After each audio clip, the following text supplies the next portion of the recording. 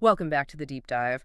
I want to start today with a concept that, honestly, it usually makes me roll my eyes. Okay, I think I know where this is going. It's the kind of thing you hear in a beauty pageant, you know?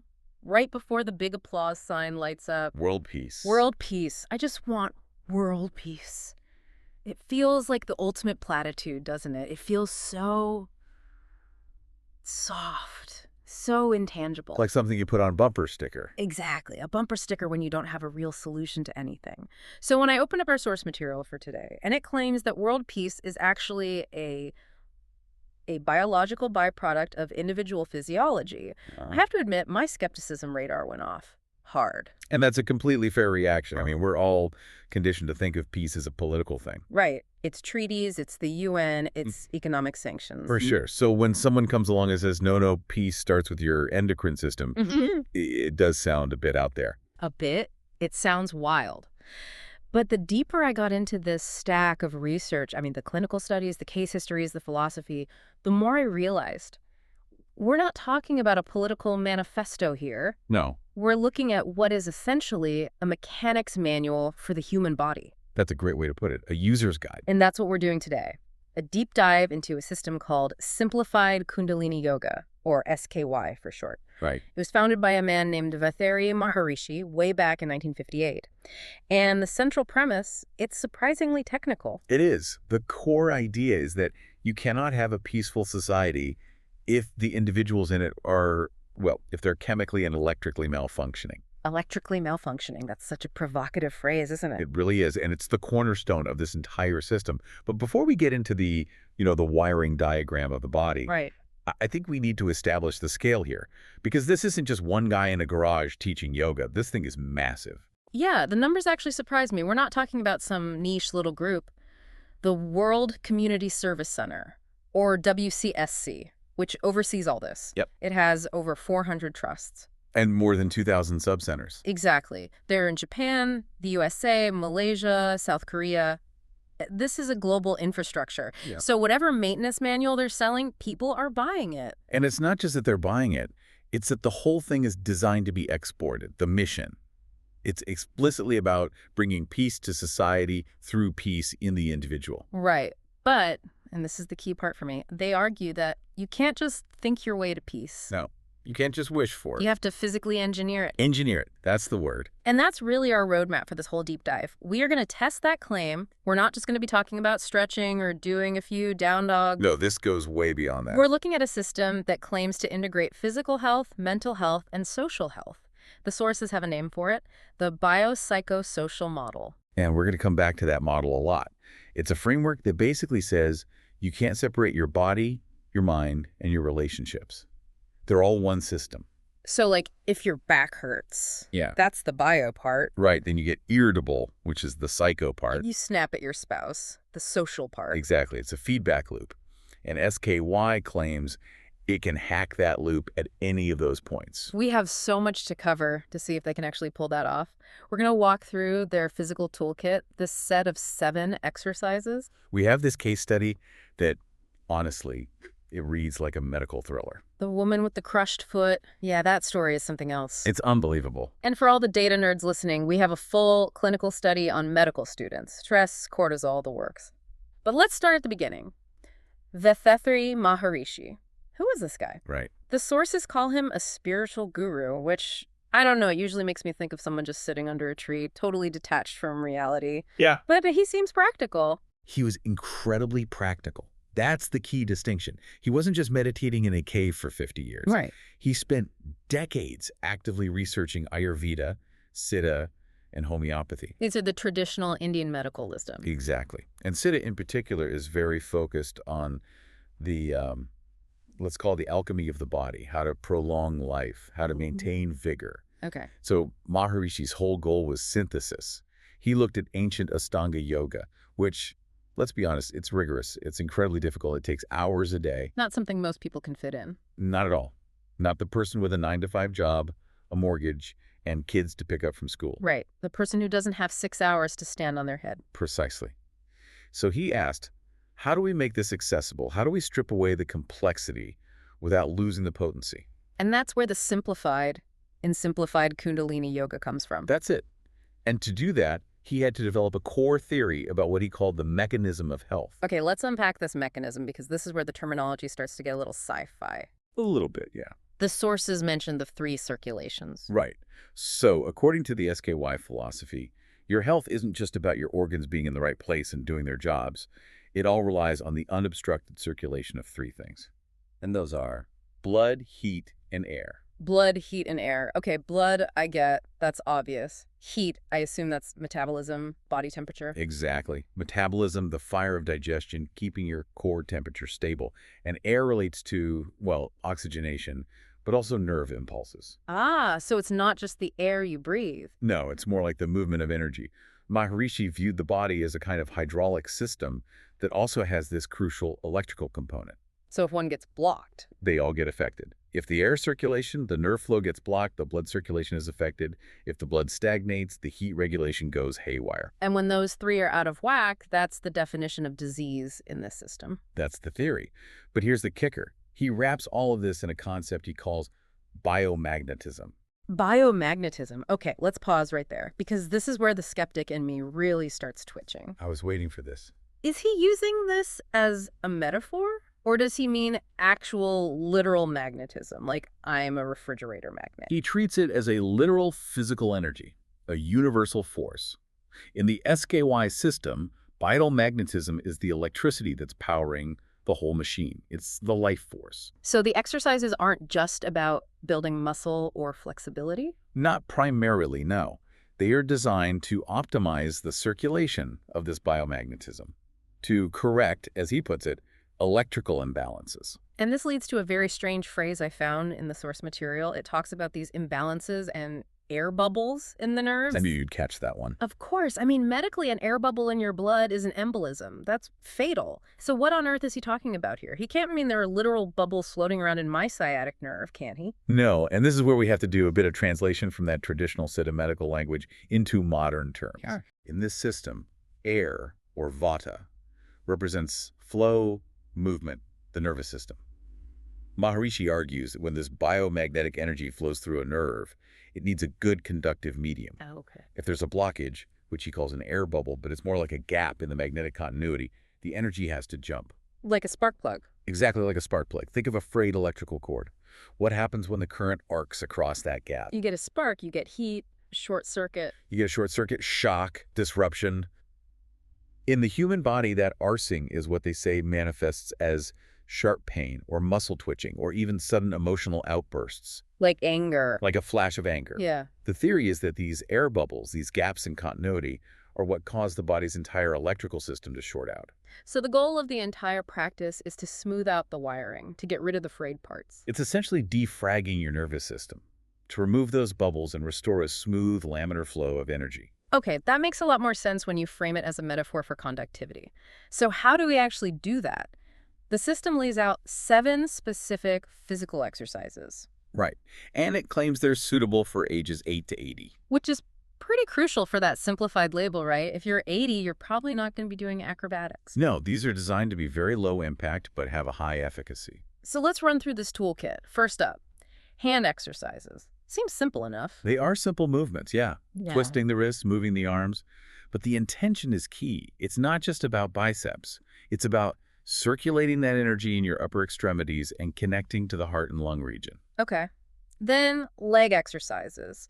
And the sources specifically call out foot reflexology here. This is a huge part of Eastern medicine. The idea that your feet are a complete map of your entire body. Right. All the little zones. Exactly. So by stimulating specific points on the soles of your feet, you're sending signals. You're correcting that biomagnetic flow to your internal organs. So you massage your big toe and it helps your head, that kind of thing. That is precisely the idea. It's like a remote control for your whole system. Okay, what's next? Neuromuscular breathing exercises. This goes right back to that air circulation we were talking about.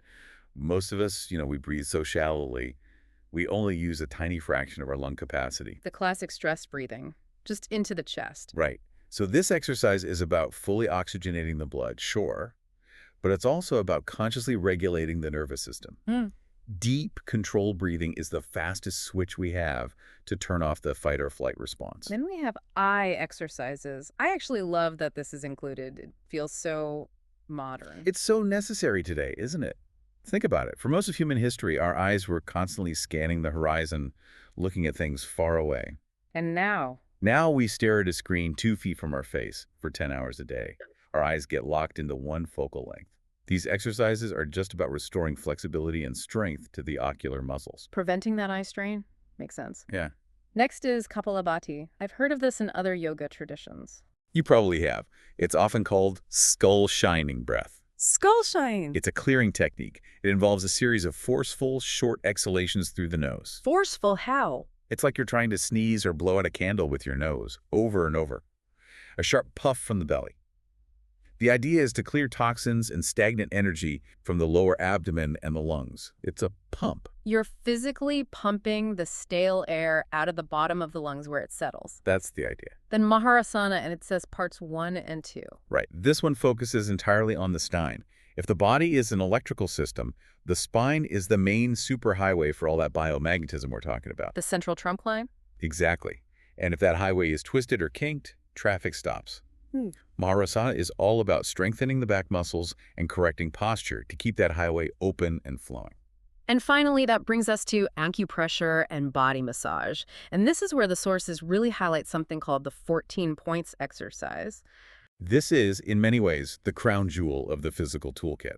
It's a very specific sequence of pressing points on the body to, again, remove those air bubbles and prevent the short circuits. Okay, so we need to spend some real time on this 14 points exercise because up until now, this all might sound like, nice theory, smooth the energy, fix the wiring. Right. It's a bit abstract. But does it actually work when the rubber meets the road? Or in this case, when the tire meets the foot?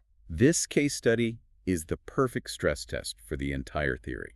It's where it all gets very real. So let's set the scene for everyone. This comes directly from the case histories provided in the source material. We have a 48-year-old woman. And interestingly, she's an acupressure therapist herself. She already knows the SKY system. Which becomes very, very relevant later on. She has the tools. She's about to get a terrible reason to use them. A truly terrible reason. She's on the back of a two-wheeler, a scooter, or a motorcycle, and her son is driving. They're just heading home.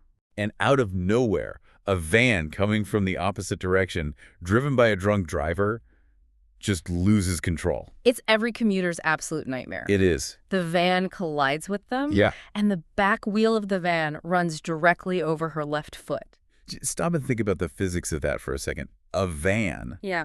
That is thousands of pounds of pressure, crushing soft tissue, bones, everything. The impact completely tears the upper layer of skin. There's significant bleeding. It's a classic, horrific crush injury. So naturally, she's rushed to the hospital. She sees an orthopedic surgeon, they do the x-rays, and surprisingly, there's no fracture, which is a miracle in A itself. small miracle, yeah.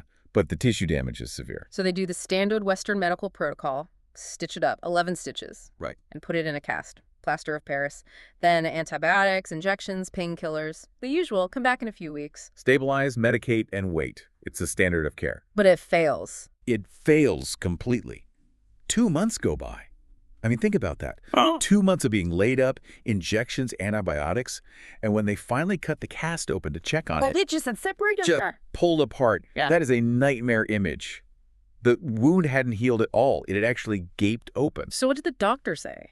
The doctor explained that because the wound was horizontal, right on the top of the foot, the natural tension of the skin just kept pulling it apart every time she moved even slightly. So he basically shrugged and said, keep your leg raised and wait. Pretty much. She goes to a second doctor. Same Excellent. story. More injections, more antibiotics. Still no improvement. And finally, the big suggestion comes up. Plastic surgery. Skin grafts, a major reconstructive operation. And this is her breaking point. She's in pain. She's been immobile for months. The drugs aren't working. And now she's facing this huge surgery.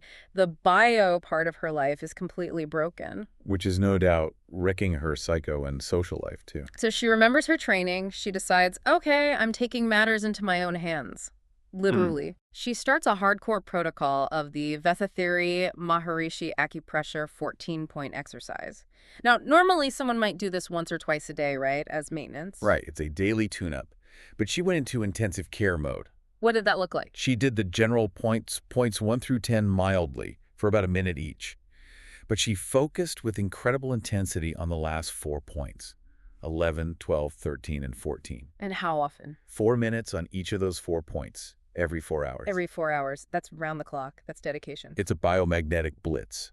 She is just bombarding those nerve centers with signals, trying to reboot the system. I want to break down these specific points. Why these 4? What's the logic here? Because if I'm a listener, I'm thinking, okay, she poked her stomach and her foot healed. How does that work? We need to connect the SKY terminology to traditional Chinese medicine, or TCM, to really understand the mechanism. They map directly onto the meridian system. Okay, let's decode it. So point 11 in the SKY system, what does that map to?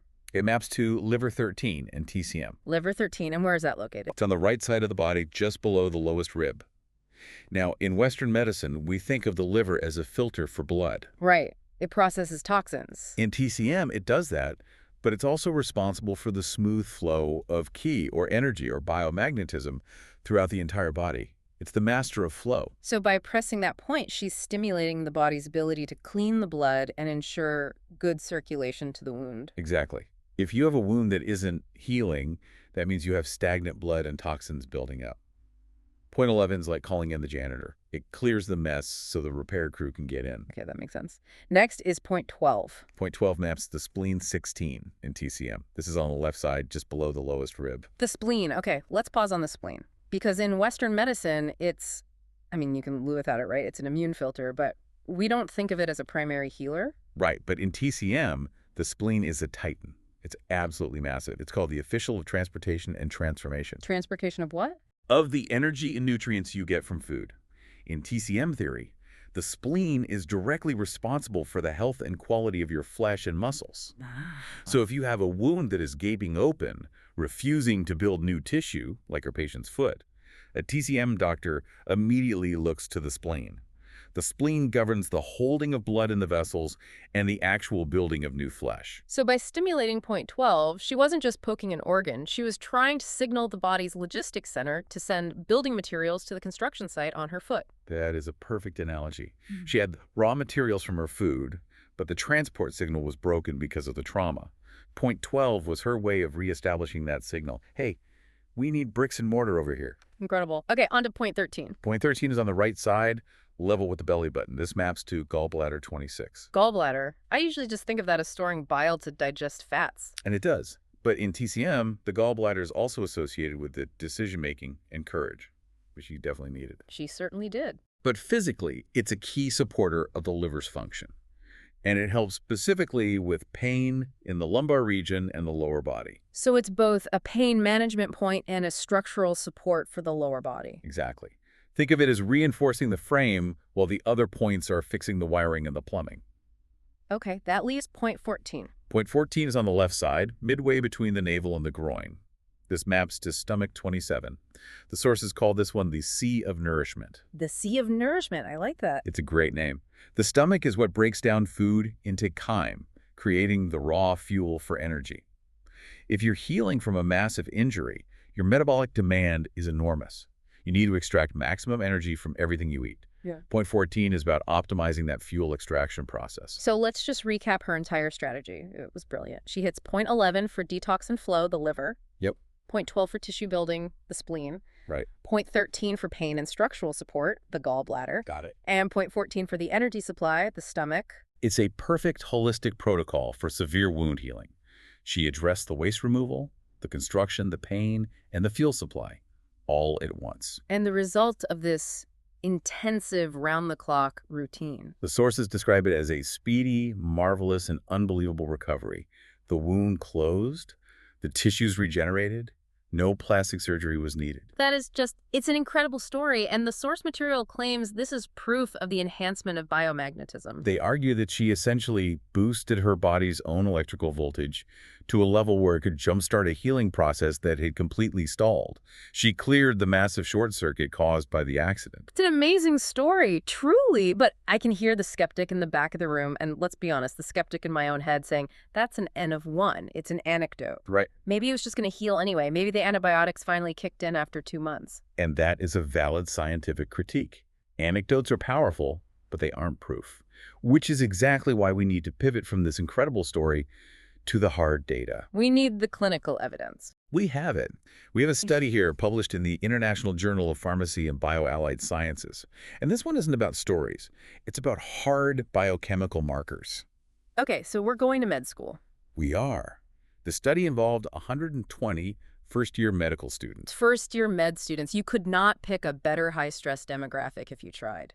Oh, it's the perfect petri dish for stress research. I mean, think about their lives, the sleep deprivation, the massive information overload, the constant fear of failure. The stakes are so high, their cortisol levels are naturally going to be through the roof. So what was the methodology? How did they set it up? A randomized control trial, the gold standard. They split the 120 students into two groups of 60. Okay. One was the experimental group, who practiced SKY for 24 weeks. The other was the control group, who did. Well, nothing. No intervention. Just continued with the stress of med school. 24 weeks. That's a good length of time. That's nearly 6 months. It allows for real physiological changes to happen. Exactly. This isn't just a weekend workshop. And they measured two main things. First, the perceived stress scale, or PSS. That's a psychological questionnaire. Basically, how stressed do you feel? Subjective. Right. And second, serum cortisol, which is a blood test. And cortisol is the stress hormone. That's the objective biological marker. It is the gold standard biomarker. And let's be really clear about what chronic cortisol does to you. When you're stressed, your HPA axis, that's the hypothalamic pituitary adrenal axis, pumps out cortisol. Right. Fight or flight. In short bursts, it saves your life.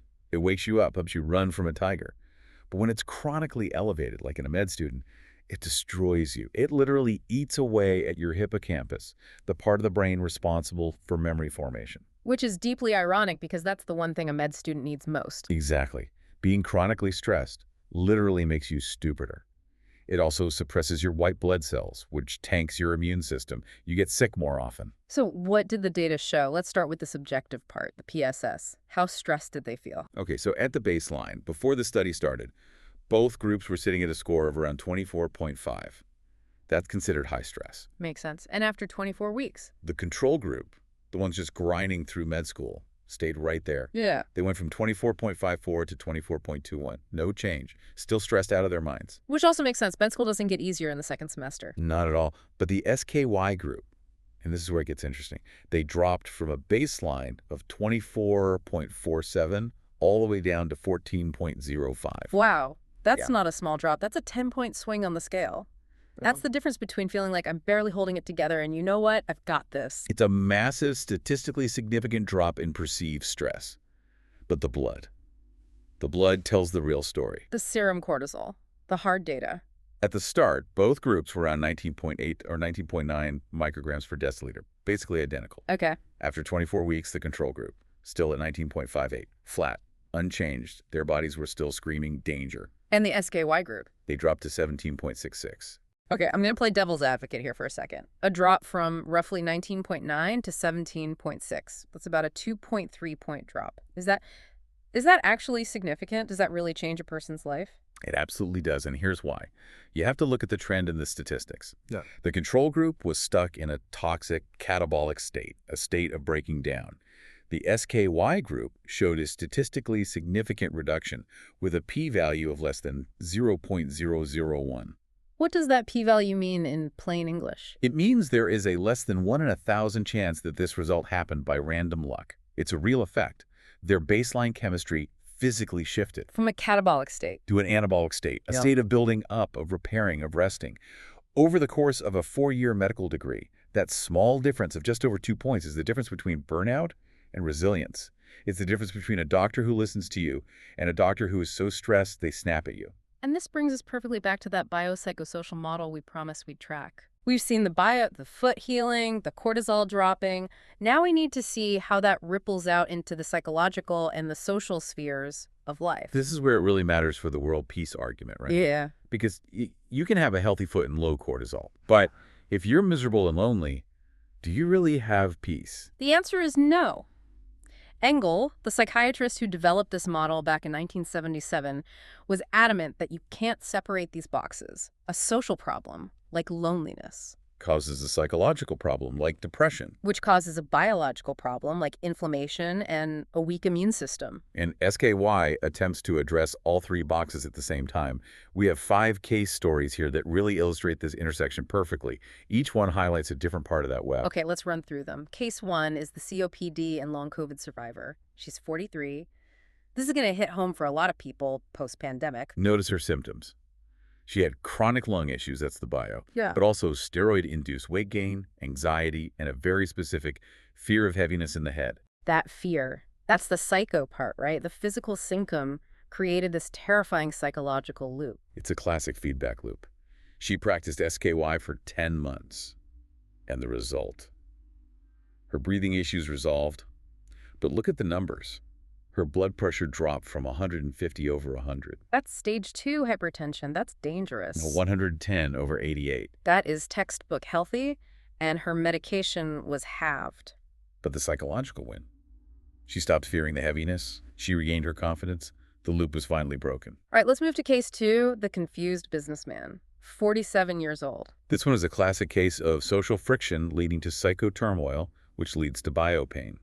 He had a confused mind, serious anger issues, and terrible relationships with his business partners and employees. And the physical symptom? Back pain. Of course. That's so often a somatic symptom of that kind of tension. You are literally carrying the anger and frustration in your body.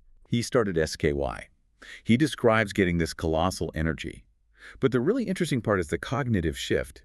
He used their introspection techniques to work on his anger. And he mentions a specific concept: karma. Karma. Now, usually when people talk about karma, they use it as a way to say, well, bad things are happening to me because the universe is punishing me. He used it in the opposite way. He realized that karma is just cause and effect, and he realized that he was the cause. Instead of blaming his employees or his partners for the business struggling, he stopped the blame game entirely. He took what you might call radical responsibility. And what happened socially when he did that? His business relationships improved. The work environment became favorable. He fixed the social friction by fixing his own psychology, which likely helped fix the biological pain in his back. He engineered his own peace at the office. Case 3, the postpartum writer, 37 years old. And this was during the peak of the COVID lockdown. She had this overwhelming fear of dying. She was crying constantly, totally emotionally imbalanced, and she refused pharmacological treatment.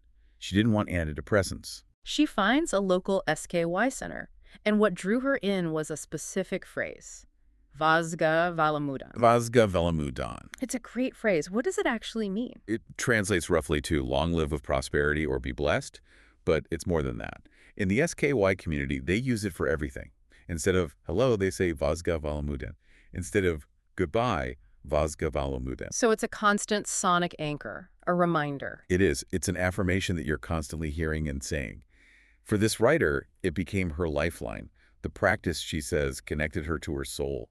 She overcame the fear of death. Her PMS symptoms even reduced. She moved from a state of contraction and fear to a state of expansion and blessing. Case 4, the lonely homemaker, also 37. This one is it's heartbreakingly common. She had a hysterectomy, which was followed by chronic backache, but the core issue was loneliness. Her husband and kids would leave for work and school, and she felt completely insecure. I have nobody. That social isolation is a killer. The research is clear. It's as dangerous to your health as smoking 15 cigarettes a day. So she joined the local SKY center, which they call a mandram. And this is the social key. She describes the mandram as her temple. It gave her a community, a third place that wasn't home or work. It gave her a place to belong. And after 14 months of practice, the physical back pain was gone. But more importantly, she started her own tailoring business.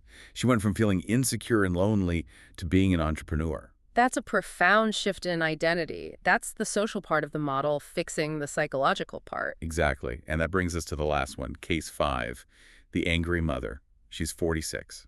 I think a lot of parents will relate to this, even if they don't want to admit it. She describes beating her children for not studying, having angry outbursts over silly reasons, ruminating on hurt feelings for days. That's a high-stress, high-conflict home environment that is so bad for her, and it's terrible for the kids growing up in it. She practiced for 13 years, so this is a long-term practitioner we're talking about. And look at the results. Biologically, no blood pressure issues, no diabetes, despite having a strong family history of both. She maintains a healthy weight without dieting.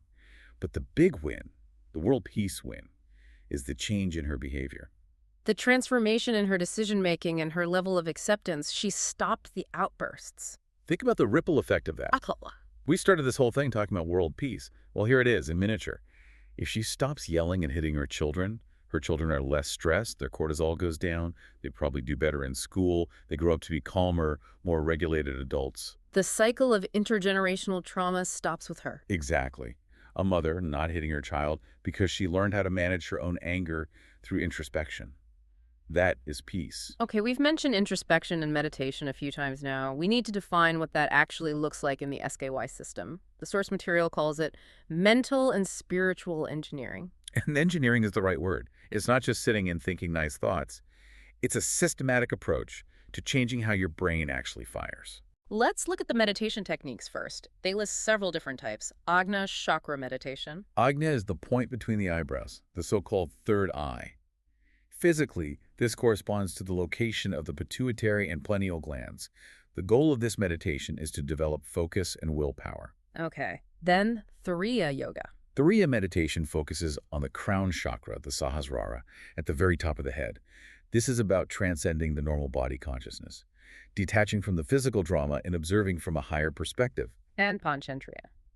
That's meditation on the five senses, bringing a deep awareness to how we perceive the world through sight, sound, smell, taste, and touch.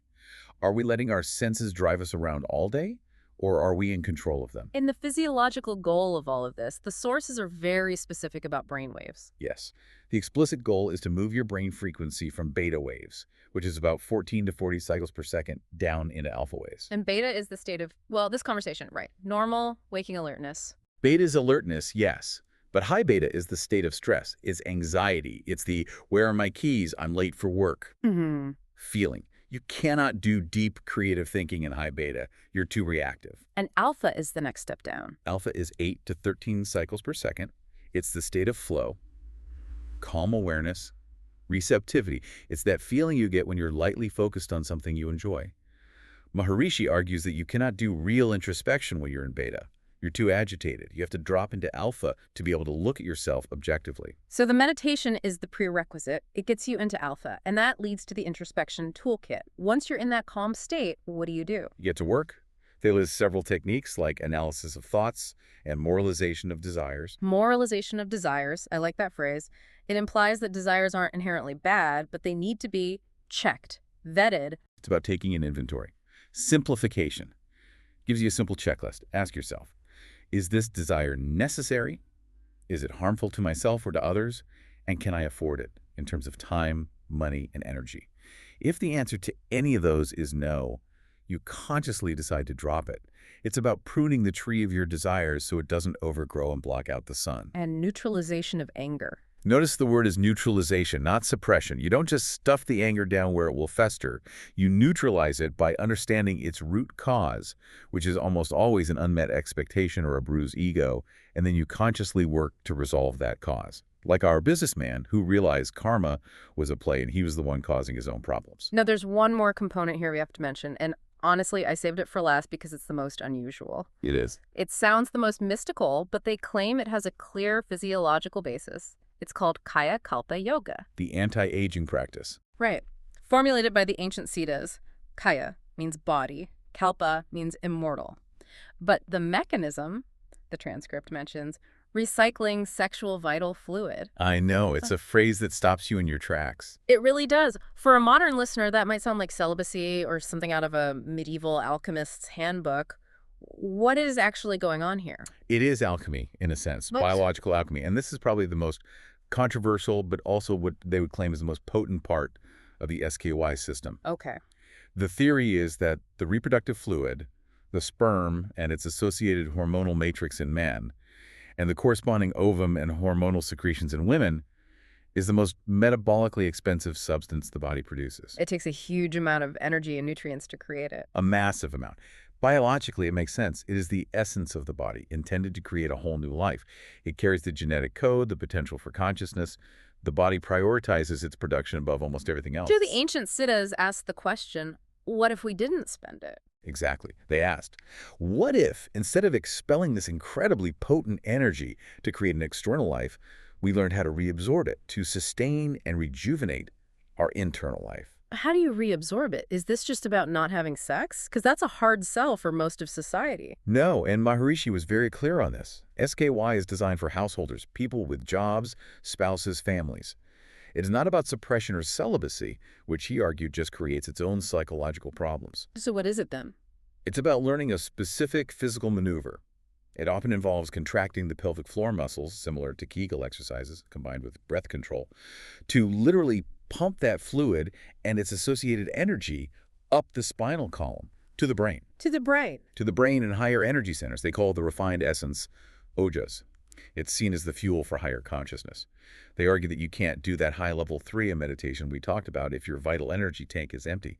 Kaya Kalpa is the refueling mechanism. They claim it regenerates cells, boosts the immune system, and significantly delays the aging process. So it's a principle of energy conservation.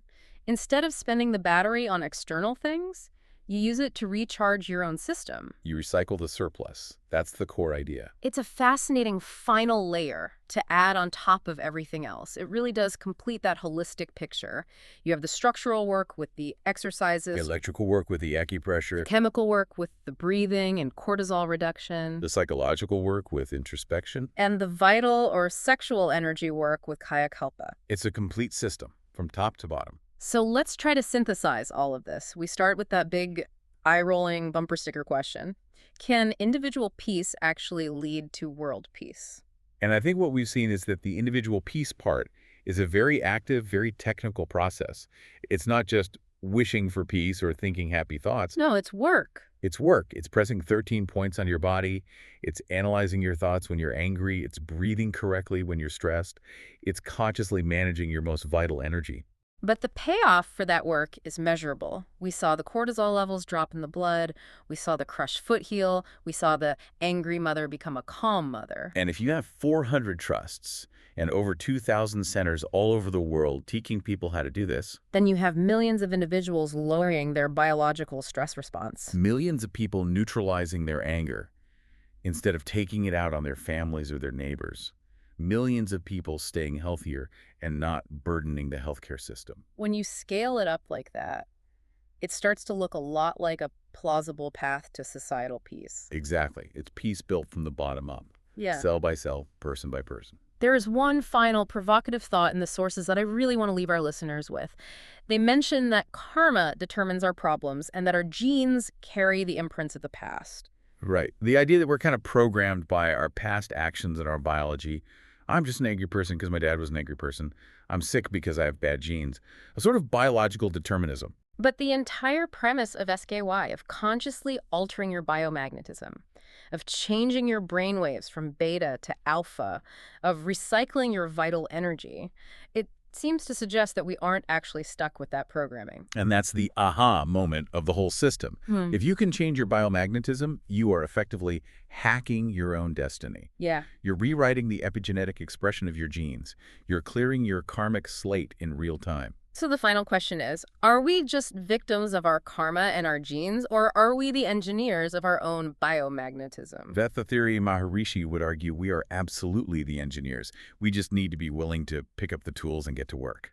A fascinating deep dive into a system that really tries to blend ancient Siddha traditions with modern science and modern problems. As always, we are just reporting on the source material provided. We encourage you to explore it, read the studies, and see what you think. Stay curious. Thanks for listening. We'll catch you on the next deep dive.